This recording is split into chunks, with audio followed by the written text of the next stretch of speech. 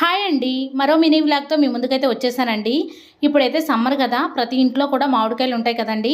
అయితే పిల్లలు మామిడికాయ ముక్కలు తినమంటే ఎక్కువగా తినరు కదా! 1, 2 తినేసి వదిలేస్తూ ఉంటారు. అలాంటి పిల్లలకి ఇలా జ్యూస్ చేసి పెట్టారంటే 2 గ్లాసుల జ్యూస్ అయినా తాగేస్తారండి. ఒక మామిడికాయని తీసుకొని, పండిన మామిడికాయ తీసుకోండి, తియ్యగా ఉంటుంది. ముందైతే శుభ్రంగా కడుక్కొని పీల్ తీసుకున్న తర్వాత చిన్న చిన్న ముక్కలుగా కట్ చేసి దాంట్లో హనీ కానీ లేకపోతే పంచదార అయినా వేసుకోవచ్చండి. మామిడికాయ యొక్క స్వీట్‌ని బట్టి పంచదార అయితే వేసుకోండి. కొంచెం స్వీట్ ఎక్కువ తినేవాళ్ళు పంచదార ఎక్కువగా వేసుకోండి. వేసుకోకపోయినా పర్వాలేదండి. దీంట్లో కూలింగ్ వాటర్ అయినా వేయొచ్చు. లేదంటే కాచి చల్లార్చిన కూల్‌గా ఉన్న మిల్క్ అయినా వేసి జ్యూస్ అయితే మిక్సీ పట్టుకోవచ్చండి. ఇలా మెత్తని పేస్ట్ లాగా చేసుకోవచ్చు.